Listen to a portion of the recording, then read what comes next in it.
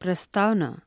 पाश्चात्य देशों में जब कोई व्यक्ति कृष्ण जैसी पुस्तक के आवरण पृष्ठ को देखता है तो वह तुरंत पूछता है, कृष्ण कौन है? कृष्ण के साथ यह किशोरी कौन है? आदि आदि। इसका तत्काल उत्तर है कि कृष्ण परम भगवान हैं। वह कैसे? इसलिए कि वे परमेश्वर के वर्णनों से पूरी तरह मेल खाते हैं। दूसरे शब्दों में, कृष्ण भगवान हैं क्योंकि वे सर्वाकर्षक हैं। पूर्ण आकर्षण सिद्धांत के अतिरिक्त भगवान शब्द कोई अर्थ नहीं रखता, तो कोई सर्वाकर्षक किस तरह हो सकता है? सबसे पहली बात यह है कि यदि कोई अत्यंत धनी है और उसके पास अत्यधिक धन है तो वह सामान्य जनता के लिए आकर्षक हो जाता है। इसी प्रकार यदि कोई अत्यंत शक्तिशाली है वह भी आकर्षक हो जाता है, और यदि कोई अत्यंत विख्यात है वह भी आकर्षक हो जाता है। यदि कोई अत्यंत सुंदर या ज्ञानी या सभी प्रकार की संपदा से अनासक्त होता है तो भी वह आकर्षक हो जाता है। अतएव हम अनुभव के आधार पर यह देखते हैं, कोई भी व्यक्ति पहला संपत्ति, दूसरा शक्ति, तीसरा यश, चौथा सौंदर्य, पांचवा ज्ञान तथा छठा त्याग के कारण आकर्षक बनता है। जिसके पास ये छहों ऐश्वर्य एक साथ हों और असीम मात्रा में हों तो यह समझना चाहिए वह परम भगवान है। भगवान के ये ऐश्वर्य परम वेदाचार्य पराशर मुनि द्वारा वर्णित किए गए हैं।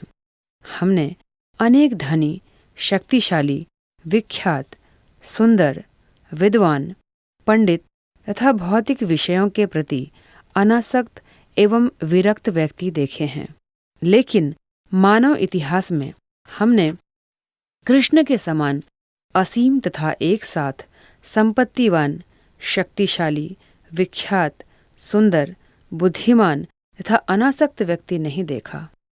परम पुरुषोत्तम भगवान कृष्ण एक ऐतिहासिक पुरुष हैं जो 5000 वर्ष पूर्व इस धरा पर प्रकट हुए थे। वे इस पृथ्वी पर 125 वर्षों तक रहे और उन्होंने मनुष्य के ही समान आचरण किया, लेकिन उनके कार्यकलाप अद्वितीय थे। उनके आविर्भाव के क्षण से लेकर उनके तिरोधान के क्षण तक उनका प्रत्येक कार्य विश्व के इतिहास में अद्वितीय रहा। अतएव जो भी यह जानता है कि भगवान का क्या अर्थ होता है, वह कृष्ण को भगवान के रूप में स्वीकार कर लेगा। न तो कोई भगवान के समकक्ष है, न ही कोई उनसे बढ़कर है। ईश्वर महान है, कथन का यही आशय है।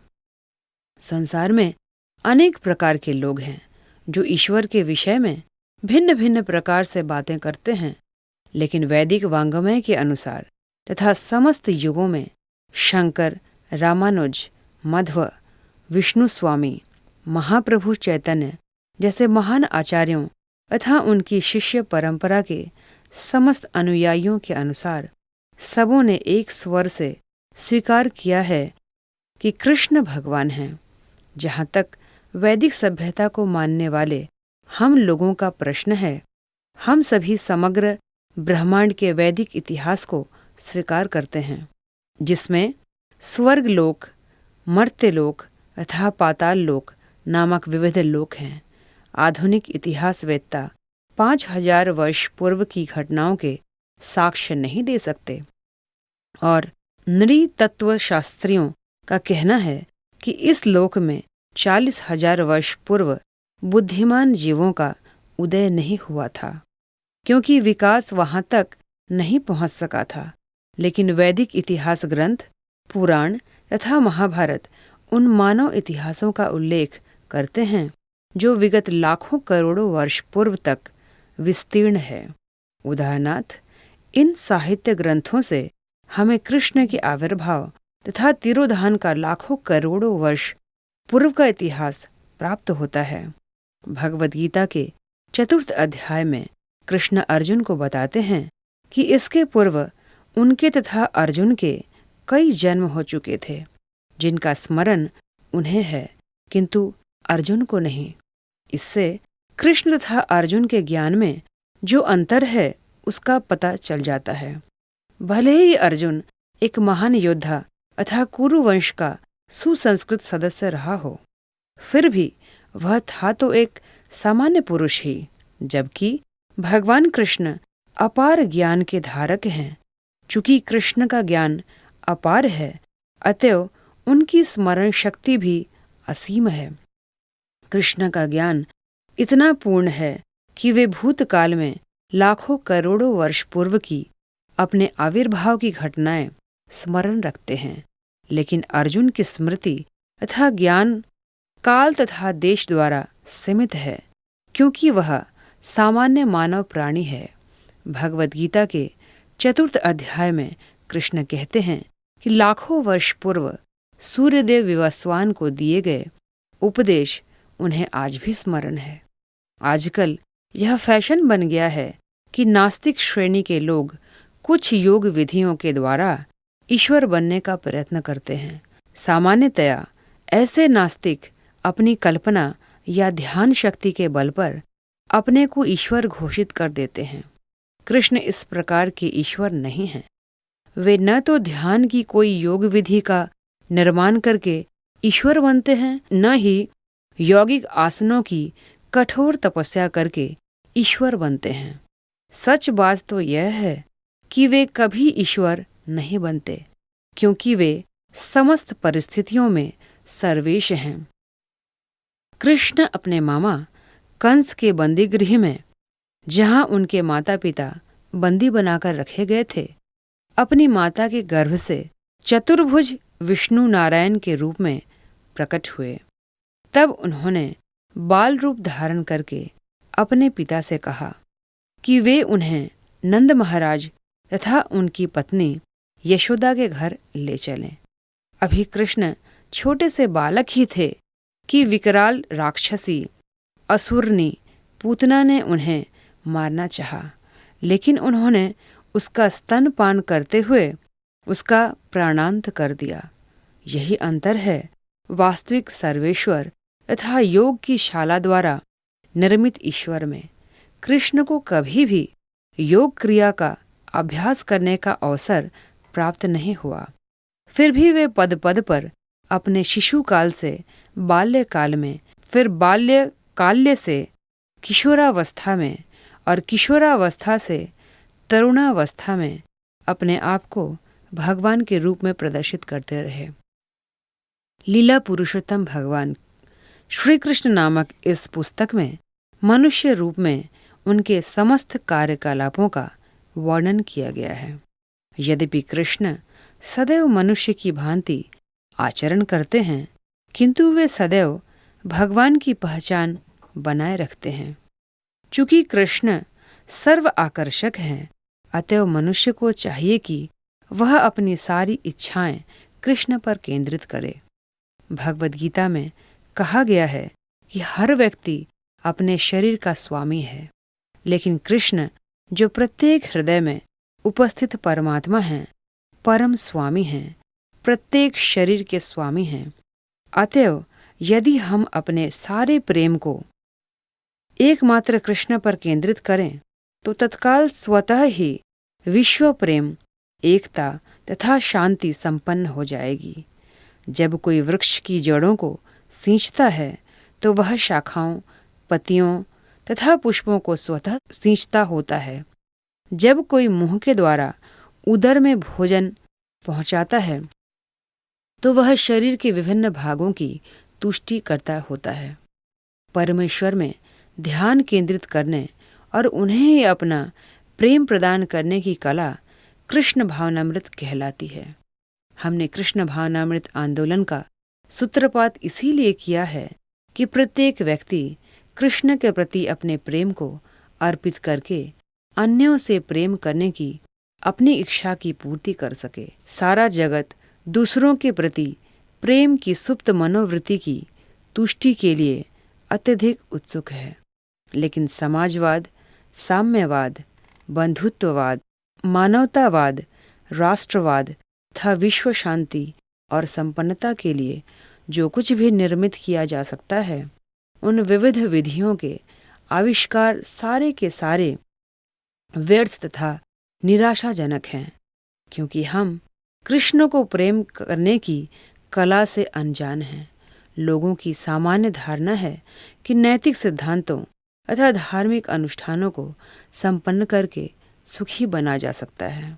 कुछ लोग सोच सकते हैं कि आर्थिक विकास के द्वारा सुख प्राप्त किया जा सकता है, और कुछ लोग ऐसे हैं जो सोचते हैं कि इंद्रिय तृप्ति के द्वारा ही वे सुखी हो सकते हैं। लेकिन तथ्य तो यह है कि केवल कृष्ण से प्रेम करके ही लोग सुखी हो सकते हैं। श्री कृष्ण मनुष्य से प्रेम भावों का विनिमय विभिन्न संबंधों के रूप में करते हैं, जिन्हें रस कहा जाता है। मूलतः 12 प्रकार के प्रेम संबंध हैं। कृष्ण से परम अज्ञात के रूप में, परम स्वामी के रूप में, परम मित्र के रूप में, परम शिशु के रूप में, परम प्रेमी के रूप में प्रेम किया जा सकता है। ये 5 मूल प्रेम रस हैं। कृष्ण से 7 परोक्ष संबंधों में भी प्रेम किया जा सकता है, जो इन 5 मूल संबंधों से भिन्न है। किंतु यदि कोई अपनी सुप्त प्रेम भावना को कृष्ण में केंद्रित करता है, तो उसका जीवन सफल बन जाता है। यह कोई कल्पना नहीं है, अपितु यह सत्य है, जो व्यावहारिक रूप से पालन करके अनुभव किया जा सकता है।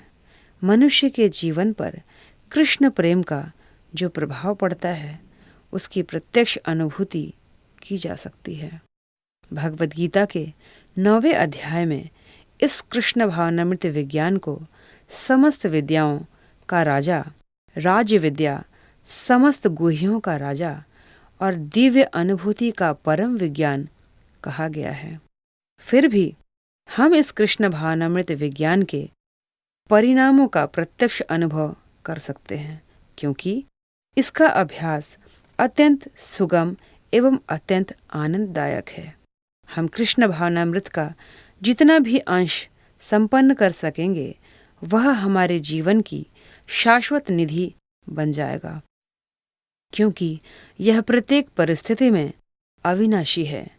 अब यह वास्तव में सिद्ध हो चुका है कि पाश्चात्य देशों की हताश तथा निराश युवा पीढ़ी मात्र कृष्ण की ओर अपनी प्रेमासक्ति मोड़ने के परिणाम का प्रत्यक्ष अनुभव कर सकती है। कहा जाता है कि कोई अपने जीवन में कितना ही कठोर तप तथा यज्ञ क्यों न करे, किंतु यदि वह कृष्ण के प्रति अपने सुप्त प्रेम को जागृत करने में सफल नहीं होता, तो उसकी सारी तपस्याएं व्यर्थ समझी जानी चाहिए। किंतु यदि वह कृष्ण के प्रति अपने सुप्त प्रेम को जागृत कर लेता है, तो फिर कठोर तपस्याएं करना व्यर्थ है।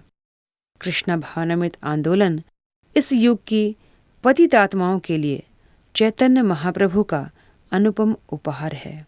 यह अत्यंत सरल विधि है, जो विगत 4 वर्षों से पश्चिमी देशों में वास्तव में अपनाई जा रही है, और इसमें कोई संदेह नहीं कि वह आंदोलन मानव की सुप्त प्रेम भावनाओं को तुष्ट करने में समर्थ है।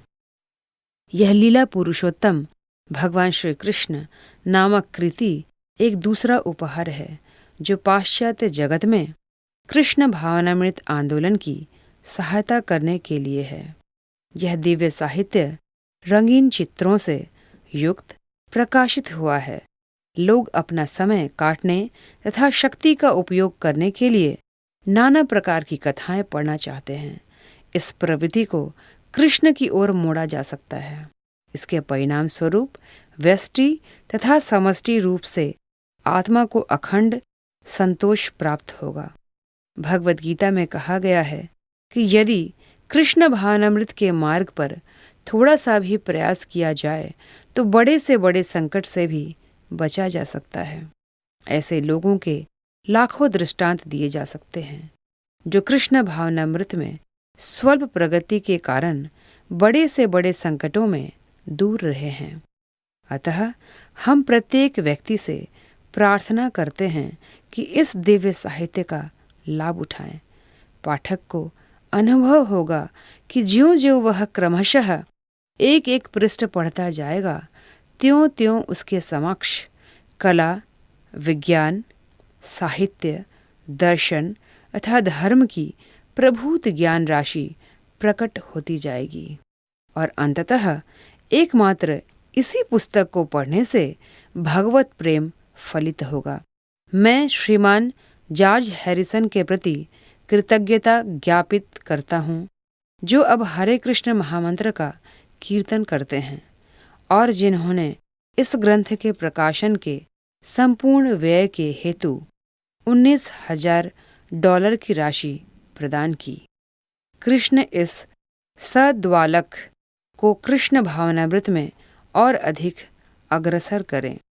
अंत में मैं श्रीमान श्याम सुंदर दास अधिकारी, श्रीमान ब्रह्मानंद दास ब्रह्मचारी, श्रीमान हयग्रीव दास अधिकारी, श्रीमान सत्स्वरूप दास अधिकारी, श्रीमती देवहूति देवी दासी, श्रीमती जदुरानी देवी दासी, श्रीमान मुरलीधर दास ब्रह्मचारी, श्रीमान भारद्वाज दास अधिकारी तथा श्रीमान प्रद्युम्न दास अधिकारी आदि को आशीर्वाद देता हूँ, जिन्होंने इस प्रकाशन को अत्यंत सफल बनाने में अनेक प्रकार से कठिन श्रम किया है।